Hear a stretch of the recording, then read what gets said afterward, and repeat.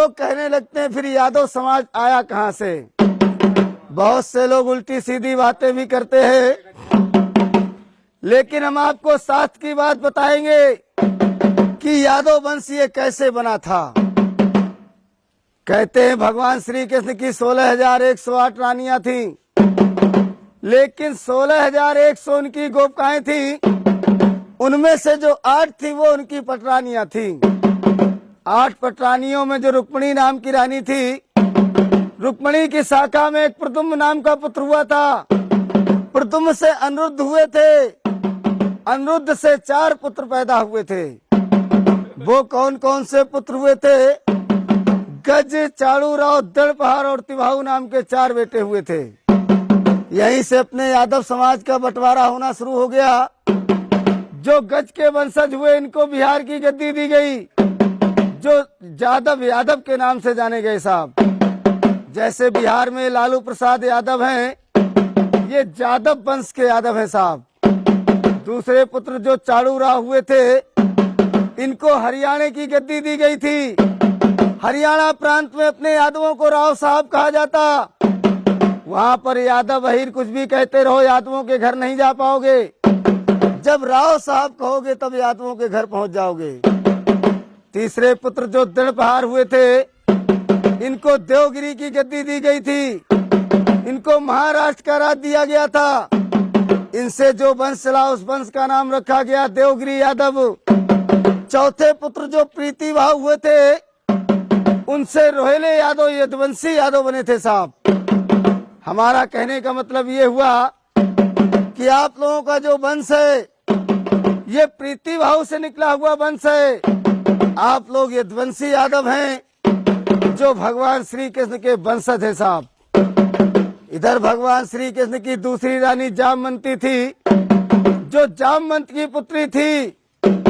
उससे 2 पुत्र पैदा हुए थे, दृढ़ और श्याम। जो श्याम के वंशज हुए वो जाडेजा यादव, सिंधी यादव कहलाए, और जो दृढ़ से वंश चला था वो डढ़ोर यादव और कमरिया यादव बने थे साहब। जैसे कि मुलायम सिंह यादव हैं, भी कमरिया वंश के यादव है साहब।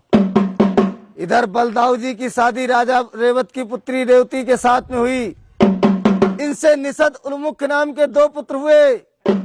इनको महोबे मध्य प्रदेश का राज दिया गया, जो बनाफर यादव और दौआ यादव के नाम से जाने गए साहब। ये जो अलाउद्दीन थे बनाफर कुली के यादव थे। इधर एक चकेरी का राजा उद्यम घोष हुआ था, जिसका बेटा हुआ शिषपाल घोष। शिषपाल घोष का वध भगवान श्री कृष्ण ने किया था। तब रुक्मिणी को विवाह के ले गए थे, इसलिए शिषपाल घोष से जो वंश चला उस वंश का नाम रखा गया घोषी यादव। ये घोषी यादवों ने अपने यादव समाज से विद्रोह कर लिया था। भगवान श्री कृष्ण के वंशों से घृणा मानने लगे थे, इसलिए इनके वंश पे अकाल पड़ गया था। इनके राज पुरोहितों ने इनको बताया था कि जब भगवान श्री कृष्ण के वंश में जाकर तुम वंश बजाकर भिक्षा मांगोगे, तभी अपने कर्म से उद्धार हो पाओगे। तब से आकर के घोषी लोग वंश बजाने लगे थे। वहां से घोषी समाज कहलाया था साहब। ये तो सुनाई वंशावली, कैसे चंद्रवंश बना, कैसे यदुवंश बना, कैसे अहीर नाम पड़ा, कैसे घोषी, कमरिया, ग्वाला बने। अब एक मिनट के लिए अपने यादव समाज के हम कुली बताएंगे कि यादवों में कौन कौन सी कुली होती है साहब।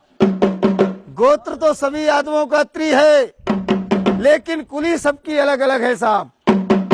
जैसे कि तुम्हारे ज्वारी है, राव है, दौआ है, किसनौट है, मजरोट है, घोसी है, कमरिया है, डढ़ोर है, गिरवरिया है, नागरिया है, ग्वालवंशी है, ग्वाला है। तुम्हारे पचोमार है, वाईमार है, दादा मार है, काठ है, दिसवार है, सुकरिया है, पापट है, बरतरिया है, रोरिया है, उधैनिया है, रजवनिया है, ओड़ा है, भुसिया है, बानरे हैं, मुनेरिया है, रहेस कुली है, लौदिया है। तुम्हारे बजुर्ग कुली है, तुम्हारे जो बजुर्ग कुली है, बुंदेले हैं, भाटिया है, निकोम है, शिमला है, सुनकट है।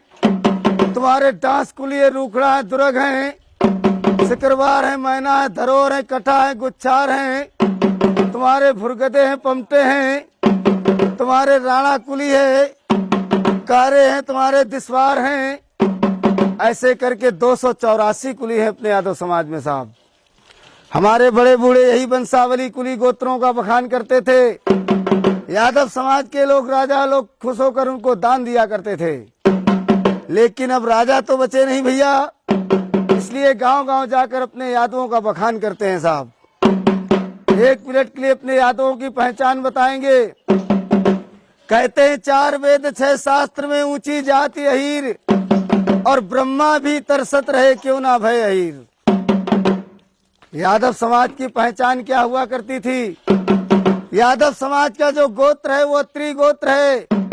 यादव समाज का जो वेद है यजुर्वेद है साहब। यादव समाज की जो कुलदेवी है महालक्ष्मी है। यादव समाज में जो पूजन होता था, होली दीपावली में तलवार का पूजन होता था। यादव समाज का जो झंडा था वो पीला झंडा था। यादव समाज का जो वस्त्र हुआ करता था मोर मुकुट हुआ करता था। यादव समाज के जो गुरु थे वो दुर्वासासी हुआ करते थे। एक पहचान और है यादवों की। कहते छाती तानत शान से चाहो जहाँ जात शरीर, छाती तानत शान से चाहो जहाँ जात शरीर, मान हान और कट वचन सह नहीं सकत अहीर। सह नहीं सकत अहीर पड़े चाहे कितनों पिंगुल, सूली पे चढ़ जाए झुके नहीं सिर का सिंगुल। ये विशेष पहचान होती अपने चंद्रवंशी क्षत्रियों में साहब। लेकिन बहुत से यादव लोग ऐसे भी मिलते हैं भैया जिनके